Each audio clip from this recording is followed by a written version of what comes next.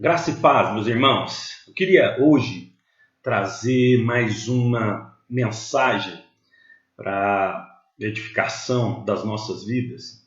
E o texto que eu queria hoje meditar com os irmãos é o texto de Mateus, capítulo 9, do verso 10 até o verso 17. Mateus 9, do verso 10 ao verso 17, que diz o seguinte: E sucedeu que, estando ele em casa à mesa, muitos publicanos e pecadores vieram e tomaram lugar com Jesus e seus discípulos. Ora, vendo isso, os fariseus perguntavam aos discípulos: Por que come o vosso mestre com os publicanos e pecadores? Mas Jesus, ouvindo, disse: Os sãos não precisam de médico, e sim os doentes. Ide, porém, e aprendei o que significa: misericórdia quero e não holocaustos. Pois não vim chamar justos, e sim pecadores ao arrependimento. Vieram depois os discípulos de João e lhe perguntaram: Por que jejuamos nós e os fariseus muitas vezes, e teus discípulos não jejuam? Respondeu-lhe Jesus: Podem acaso estar tristes os convidados para o casamento enquanto o noivo está com eles? Dias virão, contudo, em que lhe será tirado o noivo, e nesse dia hão de jejuar. Ninguém põe remendo de pano novo em veste velha, porque o remendo tira parte da veste, e fica maior a rotura.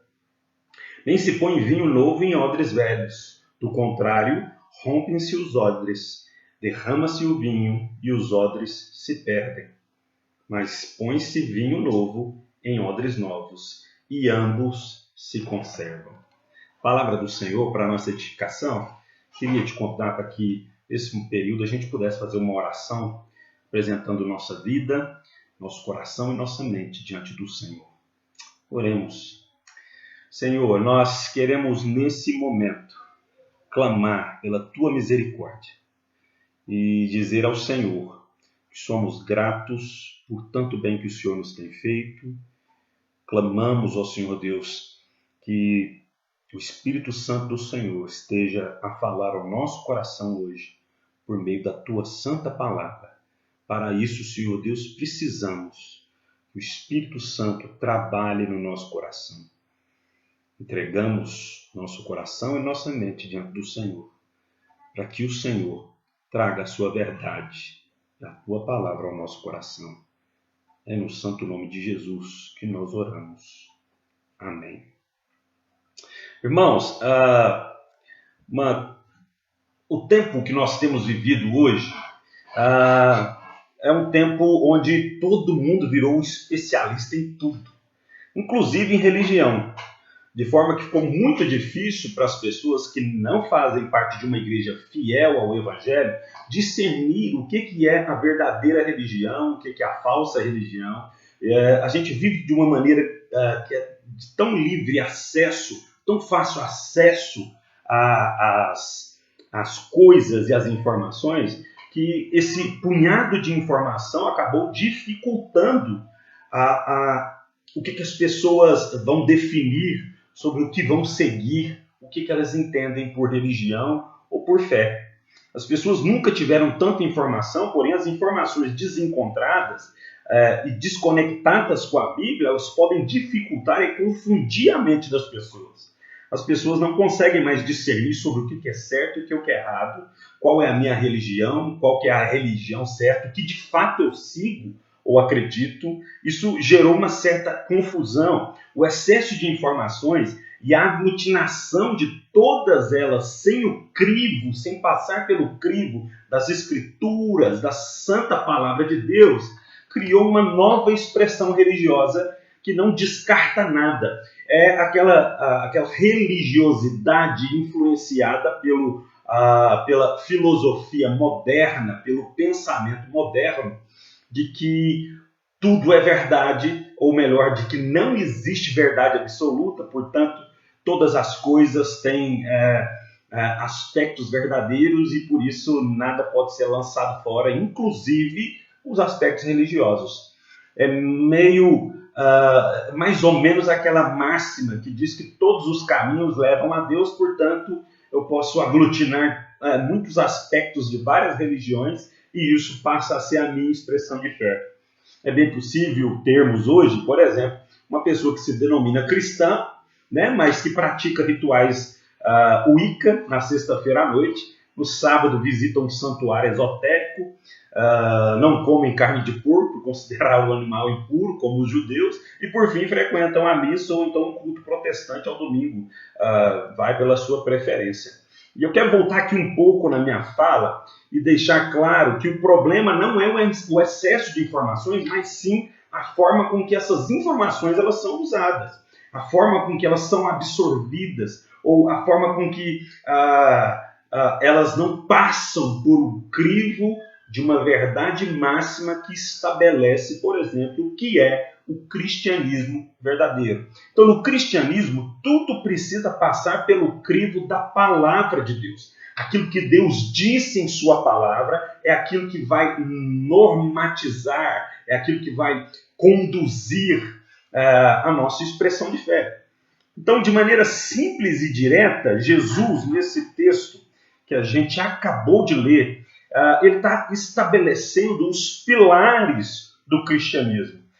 Nessa simples conversa de Jesus com escribas e fariseus, e também com os discípulos de João Batista, para que você entenda melhor o contexto e o teor da conversa, é preciso que nós saibamos quem são os escribas, quem são os fariseus e quem eram os discípulos de João Batista. Os escribas eram os responsáveis pelas cópias documentais da cultura, aspectos legais do povo de Israel. É preciso que eu e você entendamos que em Israel a cultura, a legislação e a religião elas se fundem. Por isso os escribas se tornaram tão importantes no âmbito religioso de Israel, haja visto que também o processo cultural e legal estão todos entrelaçados juntamente com a religião. São impossíveis de serem separados. Lembrem que o que legislava em Israel era a própria lei de Deus dada a Moisés. Eles então se tornaram, os escribas, profundos conhecedores da lei de Deus, haja visto que eles eram aqueles que registravam todo esse conteúdo e que copiavam esse conteúdo de geração em geração. Os fariseus representavam uma fração da religião judaica, cujo o nome significa separados. Fariseu significa aqueles que são separados. Eles dedicavam sua maior atenção às questões relativas à observância das leis de pureza ritual, cerimonial, inclusive fora do templo. Eles agregaram também, eles são os grandes responsáveis por agregar também inúmeros outros aspectos à lei de Moisés, inúmeras outras observâncias à lei de Moisés, para indicar essa pureza ritual, pureza cerimonial. Exemplo disso era o se banhar depois de caminhar em locais públicos, pois poderiam eles ter sido contaminados quando encostasse em um pecador. A gente percebe que eles extrapolam o que a lei de Moisés diz. A lei de Moisés diz que, principalmente os sacerdotes, né, e os levitas, foi até instituído isso, né, quando se institui o templo de Deus, os filhos de Arão e Arão, né, se banharam antes de se oficializar no templo, antes de começar o trabalho do templo. Tendo essa ordenança como base, os fariseus extrapolaram o sentido da lei e agora todas as vezes que eles caminhavam em um local público, eles voltavam para casa, tomavam banho porque entendiam que estavam se purificando de um possível contágio com um pecador. Já os discípulos de João Batista são aqueles que ouviram a mensagem de arrependimento de João e passaram a segui-lo. E é bem provável que eles copiaram o comportamento religioso de João Batista. E a gente precisa se lembrar que João Batista é aquele que se vestia de maneira diferente, né, com pele de animais e que comia comidas diferentes, mel e gafanhotos, e que também vivia de maneira diferente, recluso da sociedade e morava nos desertos, né? E é bem possível que todos esses aspectos comportamentais ou cerimoniais de uma ideia de separação do mundo, os discípulos de João Batista também copiassem, haja visto que seguiam o seu mestre João Batista. A Bíblia fala de que muitos deles se converteram ao cristianismo, mas também fala em alguns deles, por exemplo, no livro de Atos, você vai ver que alguns deles não se entregaram verdadeiramente a Cristo. Bom, o que precisamos entender é que cada um desses grupos seguia um ritual religioso. Cada um deles achava que estava fazendo o certo e cada um deles criticava a forma com que Jesus vivia a sua expressão de fé. Escribas e fariseus e os discípulos de João estavam, na verdade, questionando, muitos deles até indignados com os discípulos, como os discípulos de Jesus viviam. Os religiosos da época de Jesus estavam incomodados com a expressão de religiosidade de Jesus. Conhecendo então o coração dos homens, Jesus passa a ensinar sobre o cristianismo. E Jesus apresenta a verdadeira religião aqui. Nesse texto, Jesus apresenta 3 coisas fundamentais na verdadeira religião. 3 pilares fundamentais do cristianismo. E eu queria falar sobre isso hoje com os irmãos. O primeiro pilar fundamental do cristianismo é: Jesus é o Salvador de pecadores. Se você olhar para o verso 11 e verso 13, você vai ver isso, diz o texto. Ora, vendo isso, os fariseus perguntavam aos discípulos: por que come o vosso mestre com os publicanos e pecadores? Mas Jesus, ouvindo, disse: os sãos não precisam de médico, e sim os doentes. Ide, porém, e aprendei o que significa misericórdia quero e não holocaustos. Muitas pessoas dizem crer em Jesus, mas pensam que ele é alguém que veste roupas brancas, áureas e que está em um lugar inalcançável. Deus está nos céus e nada e ninguém pode alcançá-lo, muito menos pecadores. É exatamente esse tipo de religiosidade que os escribas fariseus pareciam viver naquela época de Cristo. Eles não conseguiam compreender como que alguém que se anuncia como Filho de Deus, Jesus, estaria assentado com pecadores. O problema com esse tipo de religiosidade é porque ele não nos aproxima de Deus. Se Deus é inatingível, inalcançável, inclusive ou principalmente pecadores, ele não se mistura com pecadores, isso cria uma distância entre nós, homens, réis, mortais e pecadores que somos, de um Deus Todo-Poderoso. E a proposta de Jesus é eliminar esse pensamento da cabeça dos escribas e fariseus. Vê que eles fazem uma pergunta, Jesus percebe o que está por trás do coração deles, então Jesus vai respondê-los, tentando fazer com que eles arranquem da mente deles essa compreensão religiosa de que Deus não se mistura com pecadores. É claro que Deus, ao se misturar, ou Cristo, ao se assentar com pecadores, ele não se torna pecador com os pecadores, como os pecadores, né? Deus é um Deus santo e ele não vai se contaminar com o pecado pelo simples fato de andar no meio de pecadores. Mas a visão dos escribas e fariseus é de que Deus é somente Deus de santos e perfeitos. Deus não se assenta com pecadores. E é isso que Jesus Cristo está querendo desmistificar aqui da cabeça desses homens. Respondendo então ao questionamento dos escribas e fariseus, Jesus revela mais 3 coisas importantes aqui. Primeiro dela, Cristo não faz acepção de pessoas, no verso 11. Ora, vendo isso, os fariseus perguntaram aos discípulos: por que come o vosso mestre com pecadores? O que inquieta o coração dos religiosos é o fato de Jesus estar junto com pecadores. Lembrem-se que esses grupos religiosos da época de Jesus, eles pensavam que se assentar com pecadores era se tornar pecador com eles. Por isso eles saíam para o lugar público e quando eles retornavam, a primeira coisa que eles faziam, e era uma observância, começou a tomar, essa prática começou a tomar o mesmo peso que a lei que Deus deu a Moisés, eles então tomavam banho logo após de caminhar em praça pública. Para eles, é inadmissível ver Deus estar à mesa com pecadores, e por isso eles diziam: esse não é verdadeiramente o Filho de Deus. E Jesus ensina exatamente o contrário, dizendo: eu vim para doentes. Os sãos não precisam de médico, mas sim os doentes. Isso precisava fazer sentido para os religiosos da época. Pense no porquê que Deus enviou a lei de Moisés se todo mundo fosse de fato muito bom. Não faz sentido pensar que Deus trouxe a lei para indicar um caminho que o povo deveria seguir se o povo já era bom.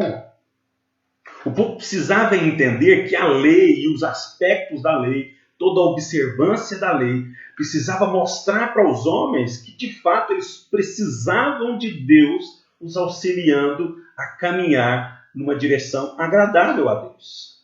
O apóstolo Paulo vai dizer isso, que a lei é para que todo o joelho se dobre e que todo homem reconheça que não é bom.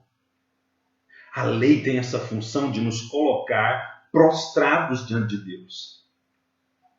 Os religiosos do tempo de Jesus tinham perdido o verdadeiro sentido da lei. Todo o sistema religioso de Israel visava fazer do pecador alguém aceitável a Deus. E é por isso que pelo menos 3 vezes ao ano, o povo de Israel subia a Jerusalém para apresentar sacrifícios a Deus, para que se tornasse amigável, para que Deus se tornasse amigável à pessoa deles. E Jesus, o que Jesus faz é encurtar o caminho. Ele se assenta com os pecadores. No cristianismo, pecadores não se tornam aceitáveis, purificados, limpos por meios de rituais, mas sim pelo sangue de Cristo.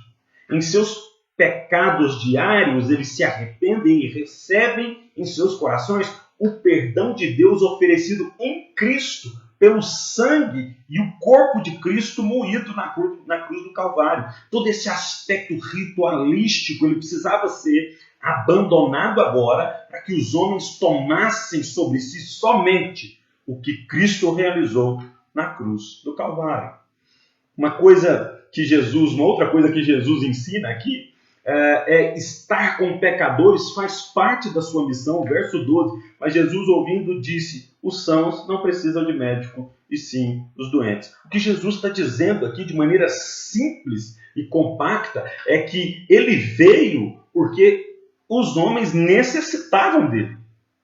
Cristo veio ao mundo para resolver de uma vez por todas o problema existente entre o pecador e Deus. Nada mais coerente de que ele esteja de fato, então, no meio daqueles que precisam dele, pecadores.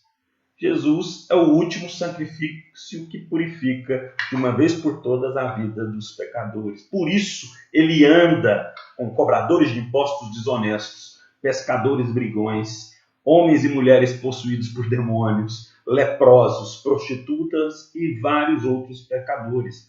Jesus usa um provérbio antigo aqui para mostrar que sua missão é de fato estar com pecadores. Ele diz: os sãos não precisam de médico.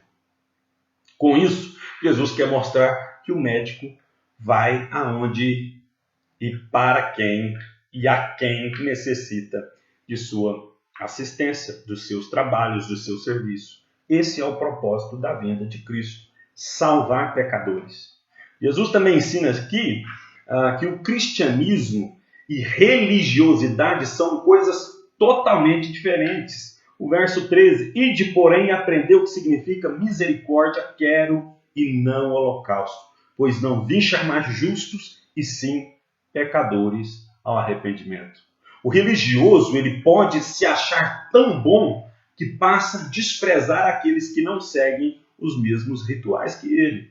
A pergunta dos escribas e fariseus aqui expressa bem esse tipo de sentimento. Por que seu mestre se assenta com pecadores? E os fariseus que se banham pelo simples fato de sair em público se esqueceram que, como líderes religiosos de Israel, precisavam era amar os pecadores ao invés de excluí-los. A pergunta deles, por que seu mestre se assenta com pecadores, é extremamente preconceituosa, é excludente. Uma outra coisa que é interessante nesse texto é o quanto a religiosidade pode cegar as pessoas. Jesus cita um trecho do profeta Oséias quando ele diz: ide, porém, e aprendei o que significa misericórdia quer e não holocaustos. Ele está citando uma parte do que os judeus da época chamavam de a lei, que era formada então pelos profetas e pelo Pentateuco. Então, a citação do profeta Oséias aqui deveria fazer sentido para o coração dos escribas e fariseus daquela época. Jesus está dizendo: ide, porém, e aprendeu o que significa misericórdia eu prefiro e não sacrifícios. O que basicamente Jesus está fazendo é lembrar os escribas e os fariseus de que a vida religiosa que eles expressam não está correta, não é fundamentada na lei e nos profetas. Deus já havia dito que se agradava muito mais de misericórdia do que de rituais religiosos vazios de amor. E era exatamente esse o erro dos escribas e fariseus. Eles voltavam para casa, se banhavam, mas se banhavam não por zelo, mas por falta de misericórdia com os pecadores. Eles se achavam melhores do que eles. Jesus, por inúmeras vezes, critica essa religiosidade que é centrada em rituais, mas é vazia de amor. Os escribas e fariseus faziam longas orações, mas assaltavam as casas da viúva. Jesus fala isso. Davam dízimo e a oferta no templo de Deus, mas não honravam pai e mãe. Jesus também condena isso. Davam esmola e tocavam sinos nas grandes praças para serem vistos pelos homens. Tudo isso é religiosidade, tudo isso cega as pessoas. Você que se declara como um cristão precisa entender que na confusão religiosa que se vive nos dias de hoje, o cristianismo assevera que Cristo é o único que pode salvar pecadores. Ele veio para os doentes, ele não faz acepção de pessoas, segui-lo é ser como ele é e não somente cumprir ou praticar rituais ou participar de rituais e celebrações. É seguir uma pessoa. É muito mais do que uma religião, é um relacionamento. É um relacionamento. O segundo pilar do cristianismo que Jesus apresenta é: o estar em Cristo é ter uma vida marcada por um encontro e não por realizações. Preste muita atenção nesse ponto. O segundo pilar do cristianismo que Jesus apresenta aqui é o estar em Cristo, é ter uma vida marcada por um encontro e não por realizações. Verso 14 e o verso 15 falam sobre isso. Vieram, pois, os discípulos de João e lhe perguntaram: por que jejuamos nós e os fariseus muitas vezes e os teus discípulos não jejuam? Respondeu-lhe Jesus: podem acaso estar tristes os convidados para o casamento, enquanto o noivo está com eles? Dias virão, contudo, em que lhes será tirado o noivo, e nesses dias hão de jejuar. É fácil perceber aqui como escribas e fariseus estão incomodados com a vida de Cristo e com o comportamento dos seus discípulos, a ponto de mandar com que os discípulos de João Batista fossem aos discípulos de Jesus perguntar por que eles não jejuam, como faziam os discípulos de João e os escribas e fariseus. Veja como na cabeça desses religiosos, escribas e fariseus, está a preocupação no realizar, no fazer jejum, e não em um encontro verdadeiro com Jesus. Jesus responde então a pergunta deles de maneira simples: como jejuar em um casamento? Jesus fala da intimidade da relação existente entre ele e aqueles que decidem segui-lo, os seus discípulos. Jesus é o noivo dessa parábola, dessa pequena ilustração que ele conta para ensinar sobre como esse encontro é a essência do verdadeiro cristianismo e não o executar rituais e comportamentos exteriores. Jesus se apresenta como o noivo dessa parábola e seus discípulos são seus amigos que se alegram por fazerem parte dessa celebração.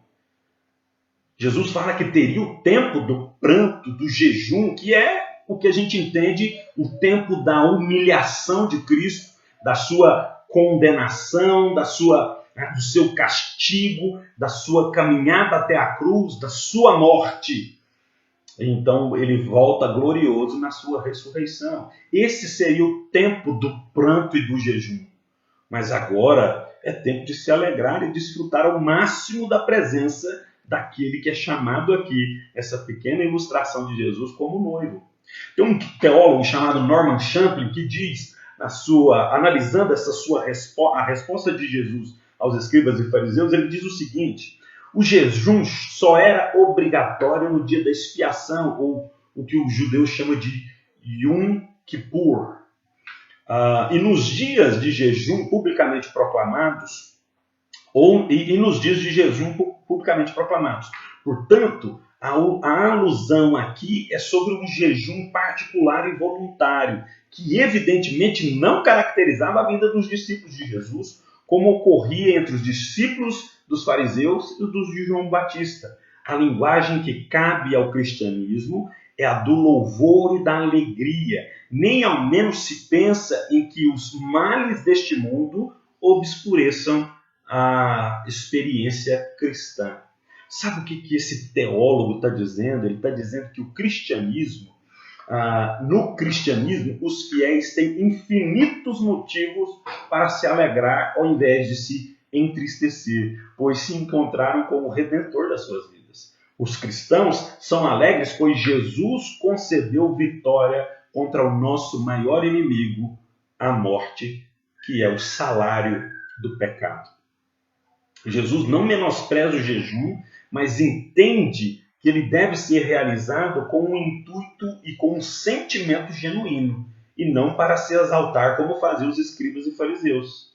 A própria pergunta dos escribas e fariseus, por que ele se senta com pecadores? Por que vocês, discípulos de Jesus, não jejuam como nós e os escribas e fariseus fazemos?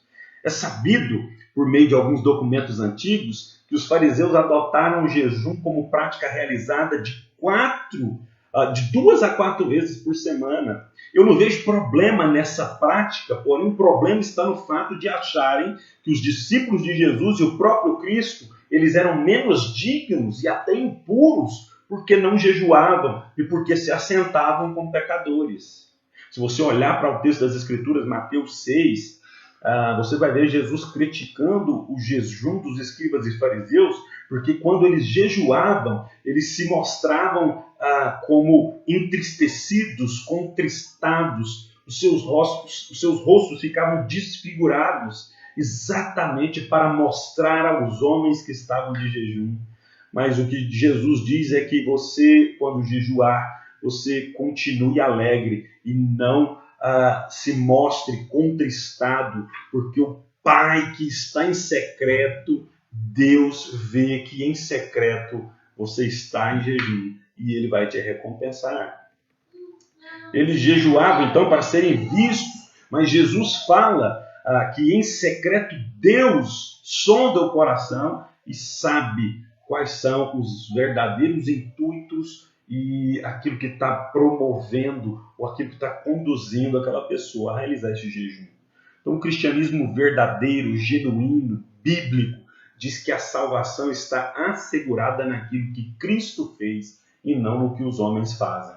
Por isso, o cristianismo não é uma porção de regras a se seguir e rituais a se realizar, mas um relacionamento vivo e verdadeiro com Cristo Jesus. Por isso que Jesus se apresenta aqui como o noivo, né? E os seus seguidores são os convidados para esse casamento. Fala de uma relação íntima. O terceiro e último pilar do cristianismo que Jesus apresenta é: o novo e velho não podem ser ajuntados. Versículo 16 e versículo 17. Pense nisso. Eu quero que você grave isso. O novo, que é a proposta de Cristo, e o velho, que é a antiga religião dos judeus, ou qualquer outra coisa, algum outro aspecto religioso de qualquer outra religião, ele não pode ser ajuntado aquilo que Cristo disse, porque o cristianismo está focado unicamente em Cristo Jesus. Olha o verso 16 e o verso 17. Ninguém põe remendo de pano novo em veste velha, porque o remendo tira parte da veste e fica maior a rotura. Nem se põe vinho novo em odres velhos, do contrário, rompe-se os odres, derrama-se o vinho e os odres se perdem. Mas põe-se vinho novo em odres novos e ambos se conservam.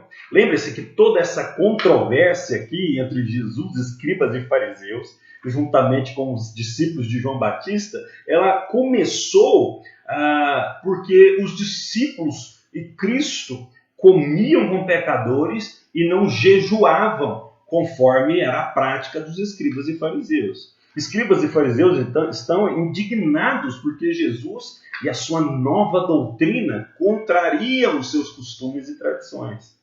Você precisa entender que o novo e o velho estão em confronto aqui.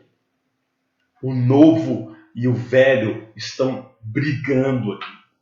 Escribas e fariseus, com sua tradição e costume e desvirtuamento da lei, lembram que eles atrelaram à lei vários aspectos que eles chamavam de tradição, que não faziam parte da lei de Deus, mas começaram a tomar o mesmo peso da lei. Eles obedeciam a inúmeros aspectos dessa tradição, mas faziam isso tudo sem amor a Deus e sem amor ao próximo. Jesus vem questionar tudo isso. Jesus deixa claro que no cristianismo não há espaço para o antigo e falido sistema religioso de Israel. No cristianismo, na verdade, não há espaço para nada que esteja separado da Bíblia e da verdade de Deus. Prova de que esse sistema religioso cerimonial de Israel estava falido é o que dizem os profetas, profeta Amós e profeta Malaquias. Veja como que o sistema estava falido, porque os homens não amavam a Deus verdadeiramente e nem amavam o próximo. Amós capítulo 5, verso 21 em diante diz: aborreço e desprezo as vossas festas, não me deleito nas vossas assembleias solenes. Ainda que me ofereçais holocaustos, juntamente com a vossa oferta de cereais, não me agradarei deles, nem atentarei para as ofertas pacíficas de vossos animais cevados. Afasta de mim o estrépito dos teus cânticos, porque não ouvirei as suas melodias das tuas liras. Corra, porém, a justiça como as águas e a retidão como o ribeiro perene. O que Deus está dizendo é: todos esses rituais que vocês praticam não me agradam, porque o que eu desejo que aconteça no meio de vocês é justiça. Vocês estão tratando os mais pobres com injustiça. Vocês anseiam pelo pó sobre a cabeça deles. Vocês me adoram, louvam-me com os lábios, mas o teu coração está longe de mim. Malaquias, capítulo 1, verso 7 em diante, diz o seguinte: ofereceis sobre o meu altar pão profano e dizeis: em que te havemos profanado? Nisto que pensais que a mesa do Senhor é desprezível, pois quando ofereceis em sacrifício um animal cego, isso não é mal?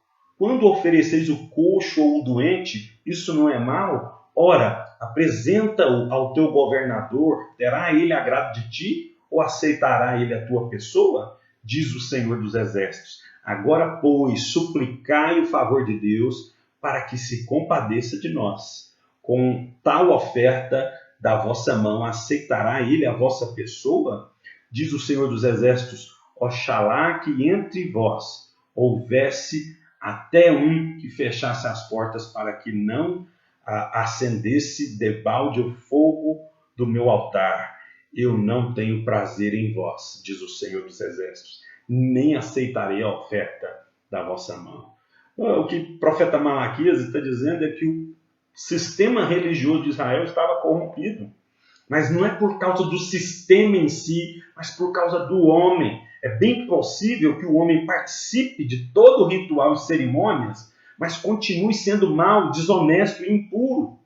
O que é mais sério ainda é que ele pode continuar a participar de todas essas coisas sem nenhum arrependimento.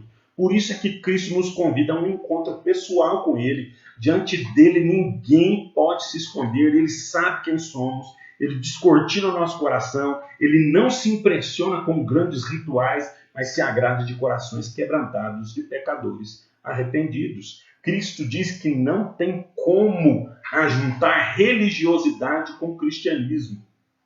E faz isso aqui trazendo duas imagens simples e ao mesmo tempo muito fortes. Imagem de um remendo de pano novo em veste velha e a imagem do odre velho com vinho novo. O que Cristo está dizendo é, não é possível agregar ao cristianismo a religiosidade que foca os seus olhos no fazer, na tradição, no cerimonial.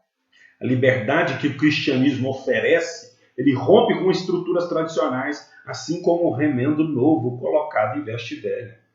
A liberdade do cristianismo não se adequa às tradições, pois é como um vinho novo colocado em odres velhos. Odres eram recipientes para guardar vinho ou água, feitos com a pele da perna traseira das ovelhas. Com o passar do tempo, essa pele ficava rígida e colocar um vinho novo nesse odre era tolice, pois o vinho novo expande e libera gases, o que faria romper a pele do odre. E Jesus compara o cristianismo a esse vinho novo, que não cabe dentro do ritualismo antigo. E o cristianismo ele não suporta agregar outras coisas, ou outras doutrinas, outros pensamentos na sua prática, porque ele é livre. Tudo aquilo que tenta prendê-lo se rompe. Para elucidar ainda mais essa questão, quero citar mais uma vez esse teólogo chamado Russell Champlin. Ele diz o seguinte, é óbvio que esses dois símbolos parabólicos, o remendo e os odres, querem ensinar a mesma coisa.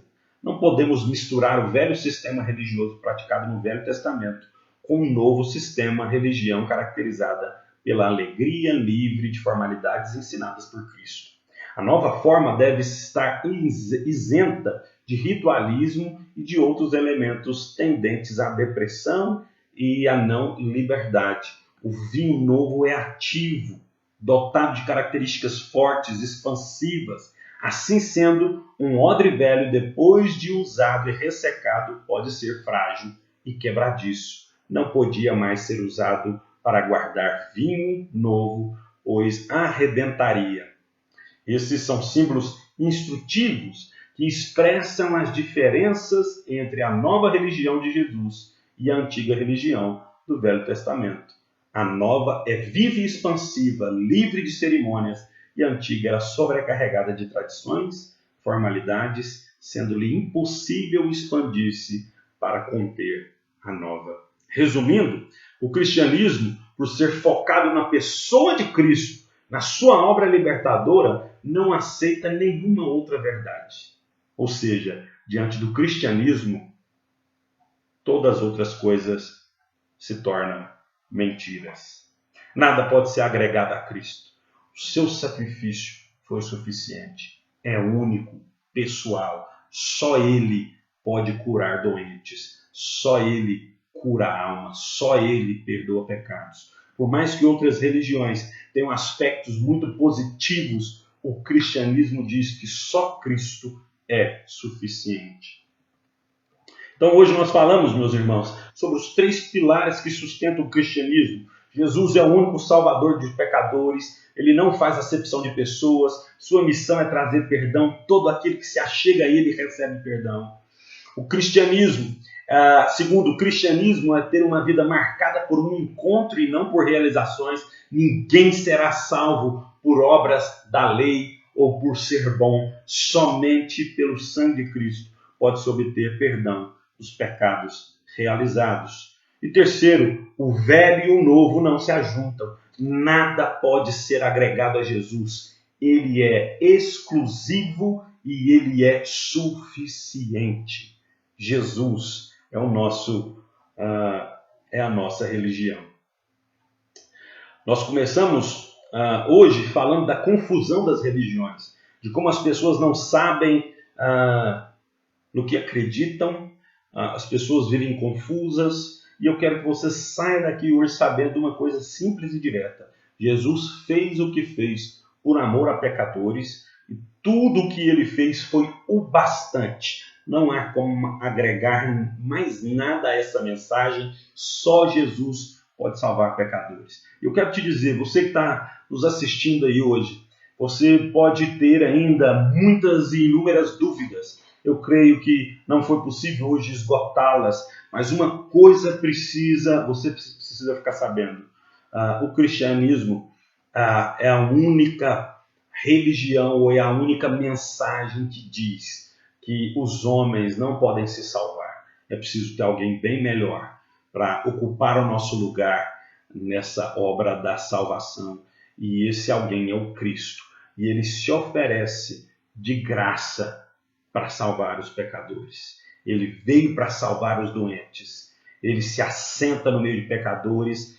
Pode ser você quem for. Você pode ter realizado o que for. Hoje ele te convida a fazer parte desse povo santo que o segue, a igreja do Senhor Jesus. Basta você crer nele e entregar a sua vida a ele, e você será aceito por ele e receberá o perdão dos seus pecados.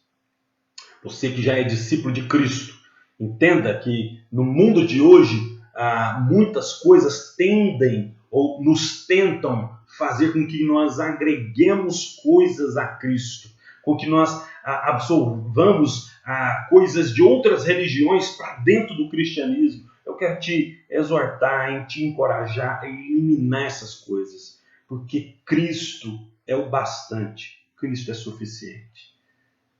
Que Deus te abençoe, te dê uma semana maravilhosa, em que Cristo reine plenamente na sua vida. Esse é o meu desejo, em nome de Jesus. Que a graça e a paz do nosso Senhor Jesus Cristo, o amor de Deus nosso Pai e as consolações do Espírito Santo de Deus esteja sobre você, sobre sua casa, sobre toda a igreja, em nome de Jesus. Amém.